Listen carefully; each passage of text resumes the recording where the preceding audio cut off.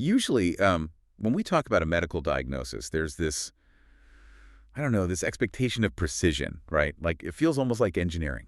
Right, yeah, very mechanical. Exactly. You break your arm, they take an x-ray, and it shows that jagged white line, and the doctor just points at it and says, there it is. Broken or not broken? Yeah, it's clean.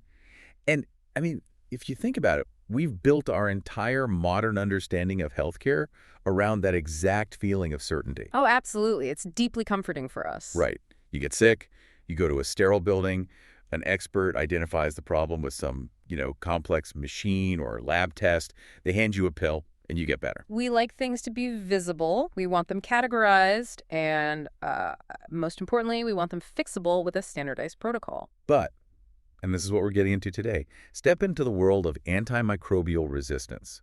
And that whole system, that x-ray machine isn't just broken, it is actually the source of the danger. Yeah, that is the terrifying reality. The sterile building itself is the vector. It's crazy. Yeah. So today, for you listening, we are looking at an existential threat to humanity, but also, thankfully, a really groundbreaking, paradigm-shifting solution. Right. We are diving deep into an urgent audio report today, and we are pulling from a massive stack of documents. We've got global health data from the WHO, the European Center for Disease Prevention and Control, and the extensive, 40-year life's work of Dr. Kadiyali Srivatsa. It's an incredible body of work. It really is. And this deep dive is effectively a direct plea to global leaders, specifically the Nobel Committee, because according to the World Health Organization, we are officially entering what they call a post-antibiotic era. Yeah, and that phrase alone, post-antibiotic era, it should give everyone pause. It sounds like science fiction. It does, but it's happening right now. For a century, we've relied entirely on this doctor-centric model. You feel sick, you go to a physician, they run a test, give you a diagnosis, hand you an antibiotic, and you go home. Yeah. But the global antimicrobial resistance, or AMR rates, they have surpassed a really critical threshold. We are sitting at 46% right now. Oh. And we're racing towards 60% by 2030. That's just a few years away. Exactly. So that old doctor-centric model, it is collapsing under the weight of basic evolutionary biology. The drugs are simply failing. So like the simple scratch you get working in the garden, or, the common cough your kid brings home from school, things that modern medicine almost thoughtlessly cures today. Yeah. Those are on track to become lethal tomorrow, which is just, it's hard to wrap your head around. It is. But that's why it requires a fundamental shift in how we approach healthcare. The new paradigm, it cannot be test, diagnose, and treat anymore. It has to be prevention, protection, and heal. Right. So imagine waking up with a fever and knowing that going to the hospital might actually be the most dangerous choice you could make. What do you do?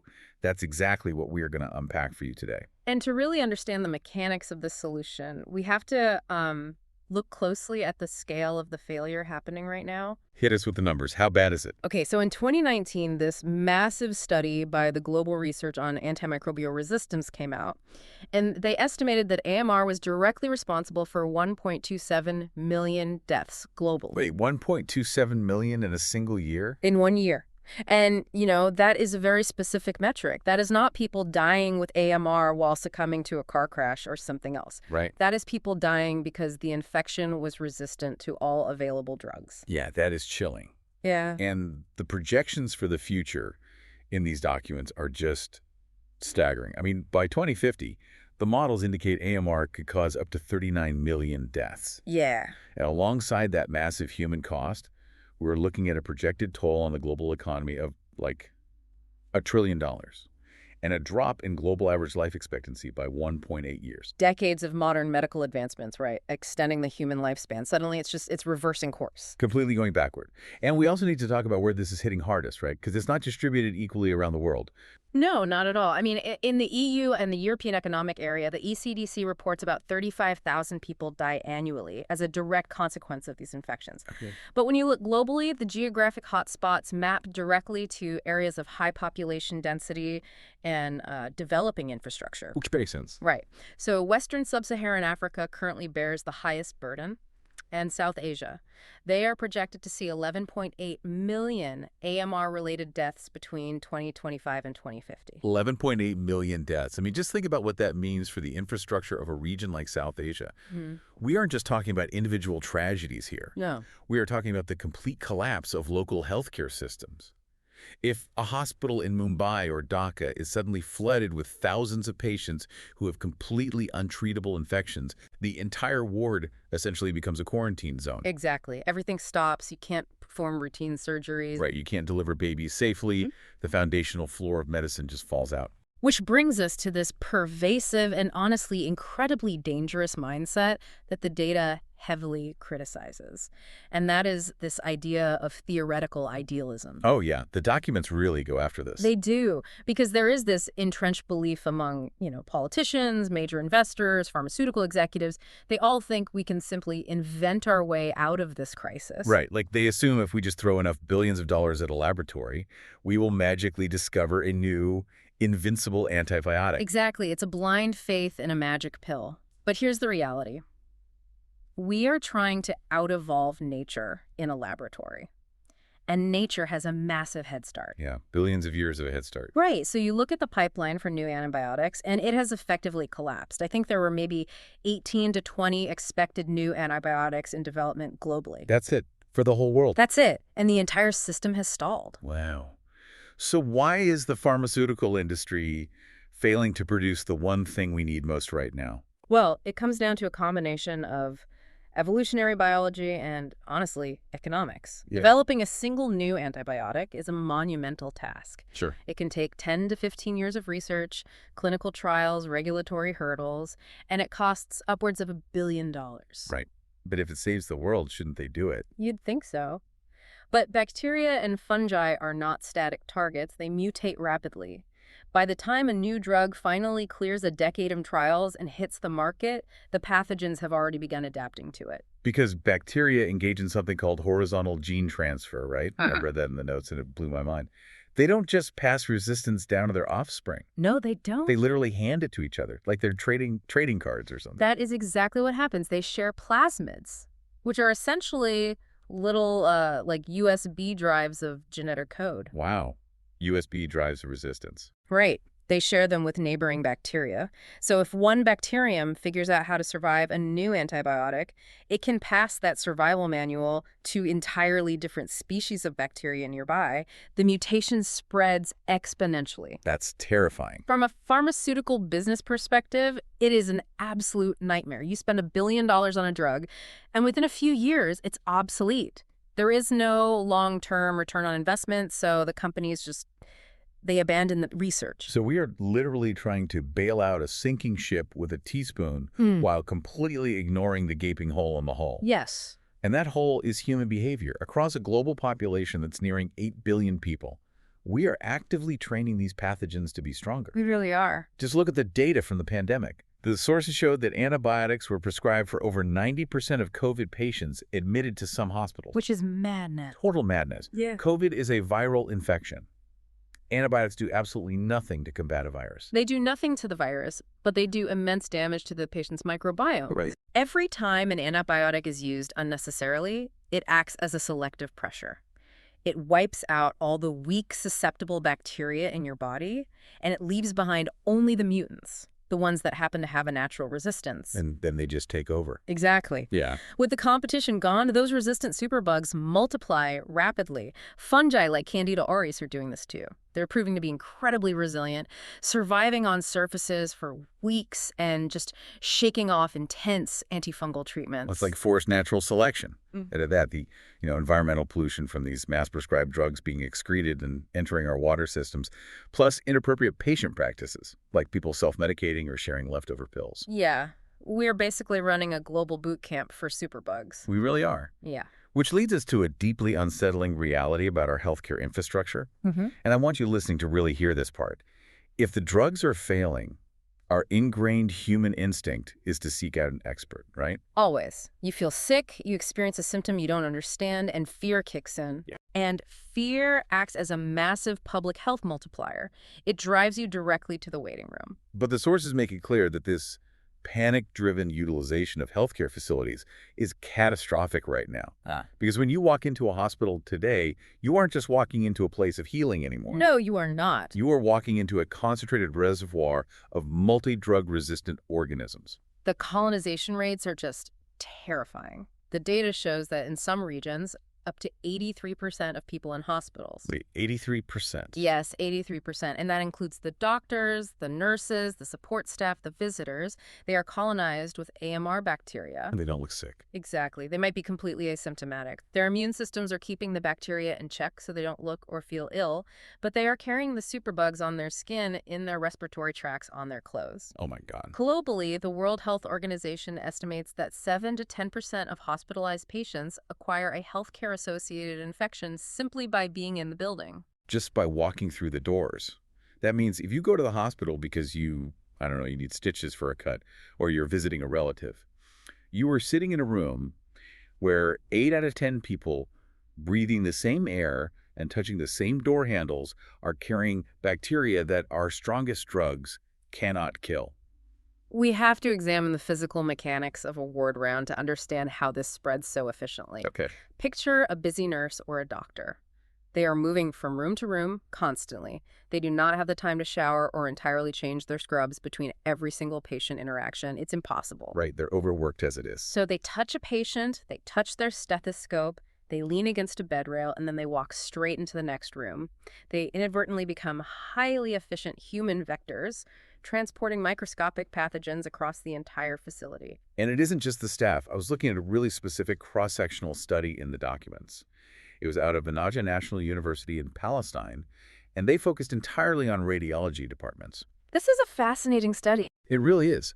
Because when you picture an X-ray room, you picture this cold, highly sterile, tightly controlled environment. Right. It feels like it should be the cleanest room in the building. It definitely looks clean, but functionally, a radiology department is a massive intersection for the entire hospital. Oh, this makes sense. Yeah. Patients from the intensive care unit, from the emergency room, from the general wards, they all eventually pass through radiology. Right. So the study demonstrated that the equipment in these rooms, specifically things like the X-ray cassettes that are placed directly under patients, the imaging tables, the machinery itself, they serve as massive reservoirs for these multi-drug-resistant organisms. Now, I know exactly what you listening might be thinking right now, because we all just lived through a global pandemic, right? We learned all about PPE, personal protective equipment. Right. The masks and gowns. Exactly. Masks, isolation gowns, bleach, industrial sanitizers. Surely, if a hospital is rigorous enough, they can just clean their way out of this surface contamination, right? Well, that is precisely the assumption that Dr. Srivatsa dismantles in his research. Okay, break that down for us. He explains the physical reality of why standard cleaning protocols are failing against these specific superbugs. PPE alone is completely insufficient because these bacteria spread through direct touch and with the assistance of vectors that are nearly impossible to eliminate with standard wiping. He specifically highlights the actions of hospital porters and cleaning staff, doesn't he? He does. They are given strong industrial chemicals to clean the floors and equipment, but in a rushed hospital environment, they are often just wiping away the visible dirt. Like a quick spray and wipe. Exactly. They spray, they wipe, and they move on to the next room. But at a microscopic level, the bacteria remain anchored to the surfaces. The metal bed rails, the plastic trays, they stay bound via hydrostatic pressure. Okay, hydrostatic pressure. Explain that like I'm 5. Basically, hydrostatic pressure in this context creates a localized microscopic suction effect. Like a vacuum. Sort of. The moisture and the physical structure of the bacteria bind them tightly to the microscopic grooves of the surface. A simple, quick swipe of a rag does not break that physical bond. Wow. To actually kill the pathogen, the chemical requires a specific, uninterrupted exposure time. Sometimes it needs to remain wet on the surface for 10 or 15 minutes. And nobody has time for that. Exactly. That almost never happens in a busy ward. And what's even crazier, the text says that when they do use those incredibly intense industrial-grade chemicals or perform like whole-room fumigation, it actually backfires. It absolutely backfires. You are essentially engaging in chemical warfare. Right. You are indiscriminately wiping out all the normal sensitive microbial flora in the room. You leave behind a completely sterile biological vacuum. And what do you think rushes in to fill that vacuum? The superbugs. Exactly. Because the highly resistant AMR pathogens are the only things that survive the initial chemical blast, they now have zero competition for resources. So they take over the newly cleared real estate and multiply aggressively. By trying to sterilize the environment, we are inadvertently making it a perfect incubator for the exact organisms we are trying to eradicate. It's like clearing a forest with a bulldozer and then Right. wondering why incredibly aggressive invasive weeds immediately take over the empty dirt. That's a perfect analogy. We are engineering the perfect habitat for untreatable disease. And the business models surrounding the Prima kiosk state this very bluntly. They say if this trajectory continues, hospitals and healthcare workers risk becoming the untouchables of the 21st century. Yeah. They will be the epicenters of infection. Like, if you go to a hospital to get healthy, you are exponentially increasing your risk of catching something incurable. So we arrive at this massive logistical and philosophical wall, right? The pharmaceutical pipeline is practically dead, and bacteria are mutating too fast for new drugs anyway, and we cannot safely utilize hospitals as our primary point of triage because they are the vectors of transmission. So how do we protect a global population nearing 8 billion people from a threat that is invisible and everywhere? You have to decentralize the diagnosis. Yeah. You have to fundamentally shift the power and the capability of triage out of the compromised hospital building and put it directly into the hands of the patient in their own home or their own neighborhood. Yes. And that is exactly the gap Dr. Kadiyali Srivatsa recognized. And he spent 40 years trying to close it. Dr. Srivatsa is a veteran physician, and his perspective was forged over decades of frontline clinical work. He was conducting pilot studies on patient empowerment as far back as the 1990s and 2000s. He's way ahead of his time. Way ahead. He recognized the trajectory of antimicrobial resistance long before the mainstream medical establishment fully grasped the severity of this post-antibiotic era. What really stands out in his writings for me is his frustration with how modern medicine lost the art of diagnosis. Yes, he talks about that a lot. Right. Like, he realized that clinical autonomy, the actual intellectual brain work of a seasoned doctor observing a patient, was being slowly suffocated by rigid bureaucratic protocols and, defensive medicine. He is a huge advocate for genuine patient-centered care. He understood that the most powerful diagnostic tool isn't a multi-million-dollar MRI machine. Right. It is taking the time to listen to the patient's story and recognizing the patterns in their symptoms. A doctor with decades of clinical experience can look at a subtle combination of, say, a specific kind of cough, a fever curve, and a physical ache, and immediately recognize the risk profile. It's intuitive. It is. It is faster, it is holistic, and crucially, it avoids ordering unnecessary lab tests that force patients to sit in infectious waiting rooms just to confirm what the doctor already suspects. So he took those 40 years of finely tuned pattern recognition and he codified it. He literally wrote the book on it called The Art of Self-Diagnosis. Incredible resource. Yeah, and then he took that precise clinical logic and used it to train ChatGPT, creating the framework for what we now call Dr. Maya AI. And we really need to be clear about how this AI operates, because it avoids the single biggest trap of modern medical technology. Which is the black box problem, right? Exactly, the black box.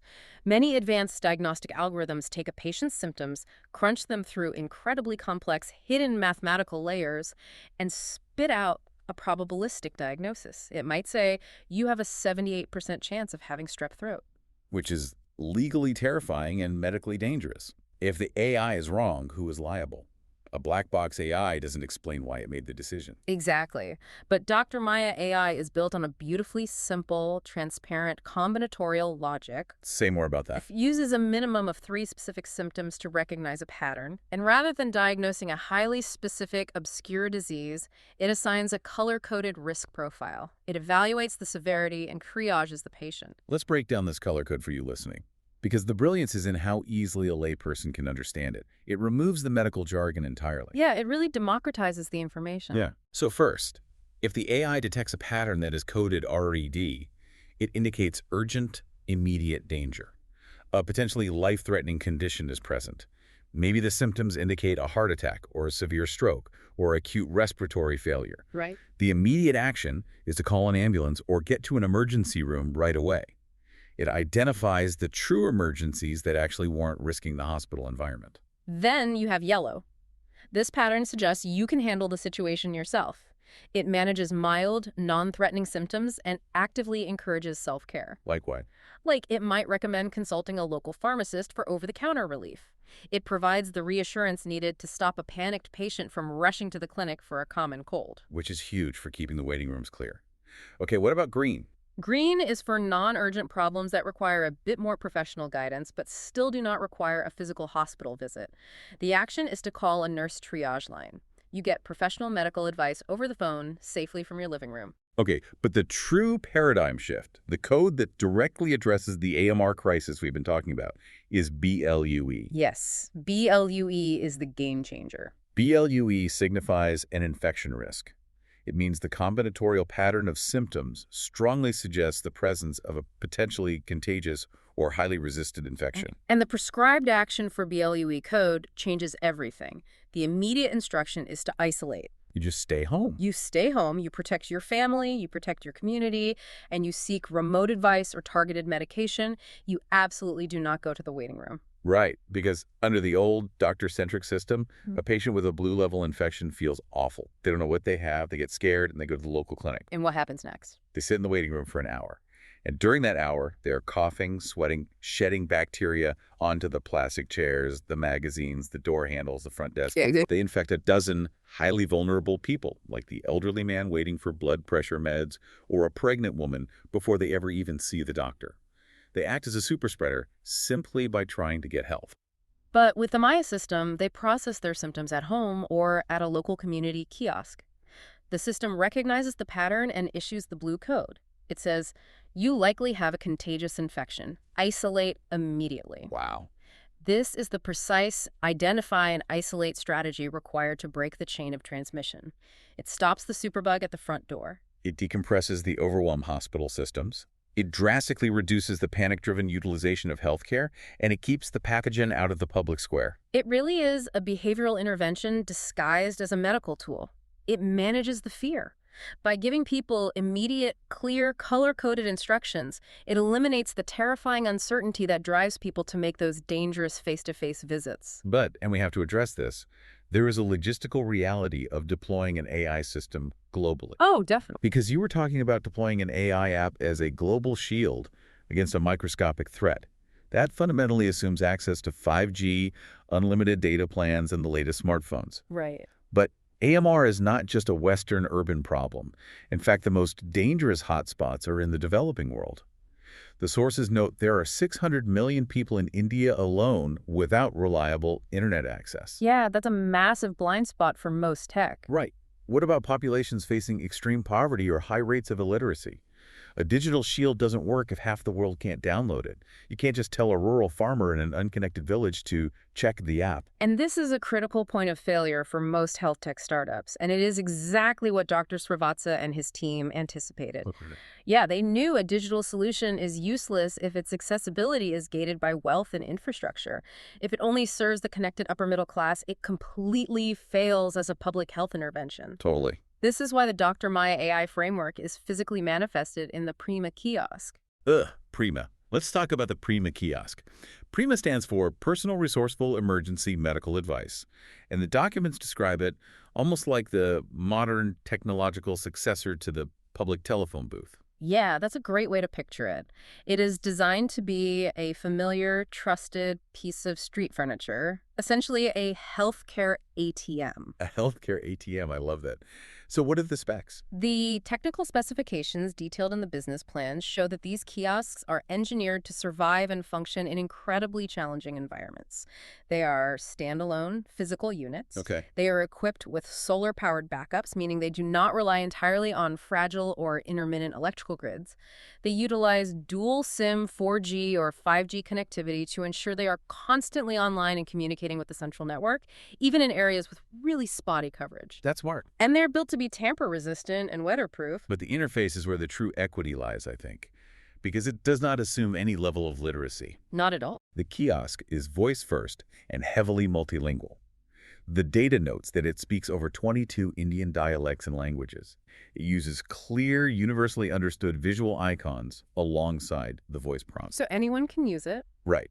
A person who cannot read or write, who has never used a smartphone, can walk up to this kiosk, speak their symptoms aloud in their native dialect, and the Dr. Maya AI will listen, analyze the combinatorial pattern, and provide the color-coded triage. And to really grasp the impact of this, we need to look at the microeconomics of a single infection. The texts provide a highly specific scenario that perfectly illustrates the difference between the current failing system and the prima intervention. Let's look at the 1.2 lakh rupees example. Yes, walk through that timeline for us, because the compounding cost of delayed care in this example is just brutal. It is. So in the current doctor-centric scenario, imagine a patient living in a rural or underserved area who develops a bacterial infection. Because they do not have immediate, cheap access to trusted medical information, and because traveling to a clinic means losing a day's wages, they delay seeking care. They just hope it will pass. Like most of us do, honestly. Exactly. So for 7 days, they continue working. They continue interacting with their family in close quarters. And during those 7 days, the infection is multiplying and they are shedding bacteria everywhere. Precisely. By day 7, the mild infection has compounded into severe acute pneumonia. Now it is an undeniable emergency. They are rushed to a larger hospital in the city. They are admitted to the intensive care unit. And the bill starts racking up. Massive bills. When you total the cost of that delayed intensive emergency care, the expensive late-stage antibiotics, and the total loss of income for the family, it comes out to roughly 1.2 lakh rupees. That is life-ruining money for a lot of families. Furthermore, the probability that they have already transmitted that infection to their spouse or their children over the last week is incredibly high. It is a system that guarantees financial ruin and maximum transmission. Okay, now replay that exact same biological event, but place a prima kiosk in the center of their village. Completely different outcome. On day 1, the patient feels the initial fever and the productive cough. Instead of waiting because of the cost or the travel time, they just walk down the street to the kiosk. Because it's right there. It's right there, and it offers free or incredibly low-cost initial access. They speak their symptoms into the machine. Dr. Maya instantly recognizes the pattern and issues a BLUE code. Identify and isolate. Exactly. The kiosk instructs them, you likely have a bacterial infection. Isolate immediately to protect your family. Here is the specific targeted test or the basic first-line medication you need. So they go home. The patient isolates on day 1. They receive a targeted antibiotic that costs perhaps 300 rupees. Because the infection was caught immediately, their body responds quickly. They recover in a few days. Wow. They have saved over 1.19 lakh rupees.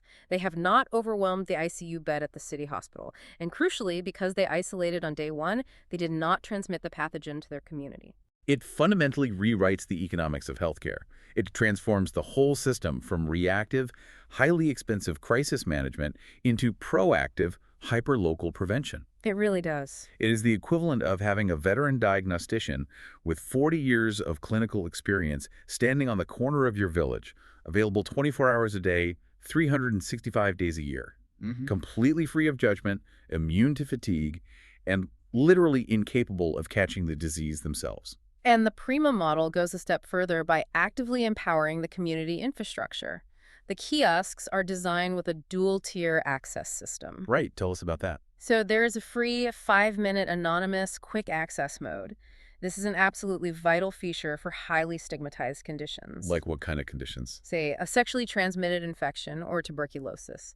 Conditions where a person might be too ashamed or terrified of community judgment to walk into the local doctor's office. Oh, I see. With the kiosk, they can approach it, get immediate anonymous triage advice, and know what steps to take safely without having to look a local neighbor in the eye and explain their symptoms. That is incredible for public health.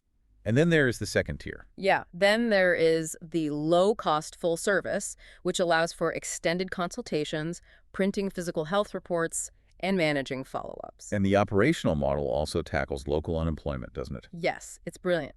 The business plans outline how local NGOs can adopt these kiosks and turn them into self-sustaining community institutions by training local residents to become what they call Maya advocates. Maya advocates, what exactly do they do? A Maya advocate is a local individual, perhaps someone who previously lacked formal employment, who is trained to oversee the kiosk.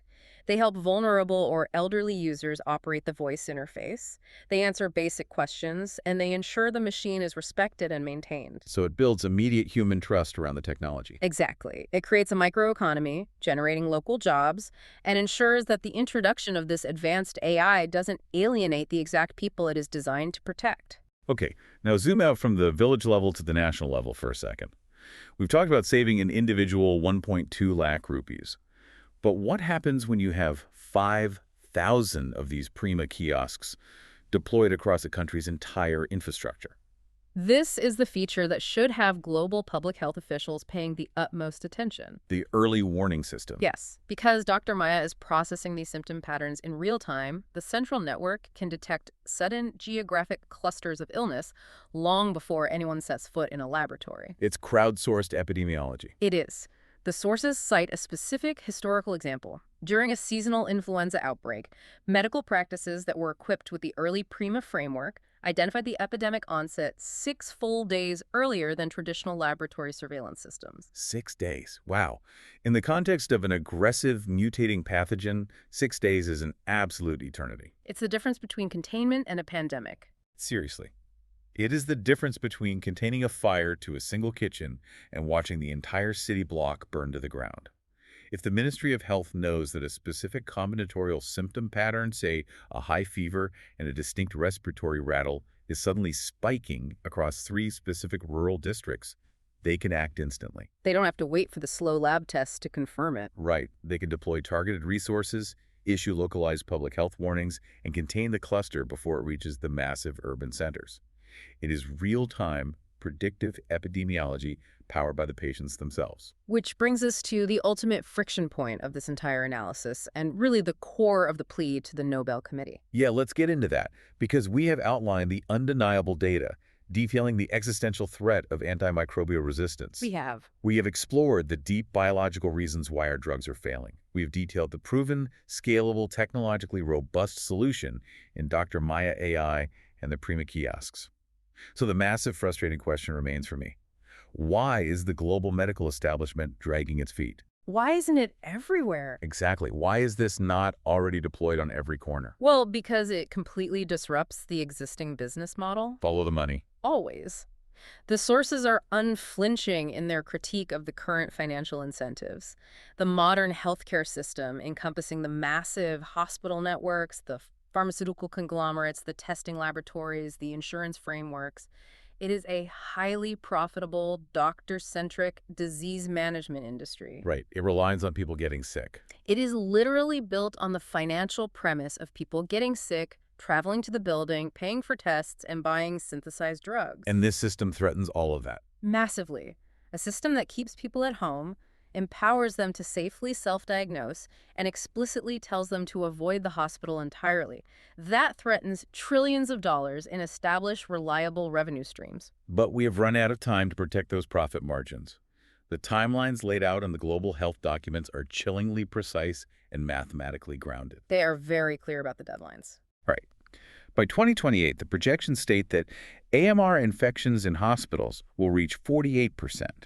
And the overall treatment success rates for these infections will plummet to 40%. Let me just rephrase that so it sinks in. Within just a few years, if you catch a resistant infection, you will have a greater than 50% chance of the treatment simply failing. That is just terrifying. Routine medical care sections, hip replacements, chemotherapy, it will all become high-risk gambles because we won't be able to prevent the opportunistic infections that follow. And if the financial and political systems successfully resist this disruption, if we cling to the doctor-centric model just to protect the established revenue. The sources mathematically project that by 2060, we face the genuine threat of bacterial pandemics systematically wiping out massive swaths of humanity. Wiping out humanity by 2060. Yes. It is the guaranteed collapse of our only defense against microscopic predators if the variables do not change. Therefore, acting on the comprehensive data and the undeniable trajectory of this crisis, there is a formal plea outlined in the documents to the Nobel Committee. They state that the committee must recognize Dr. Kadiyali Srivatsa, the Dr. Maya AI framework, and the Prima Kiosk initiative immediately. It is an urgent call to action. Let's address the obvious question here, though. Why the Nobel Committee? Why not just a massive venture capital fund or the World Health Organization? Isn't this ultimately just a highly effective tech startup? Why elevate it to the level of a Nobel Prize? Because this is not just a technology rollout. This represents a fundamental philosophical shift in human survival. A massive venture capital injection only scales the product. Right. Recognizing this tool at the Nobel level does something money cannot do. It provides undeniable historical validation of the paradigm shift.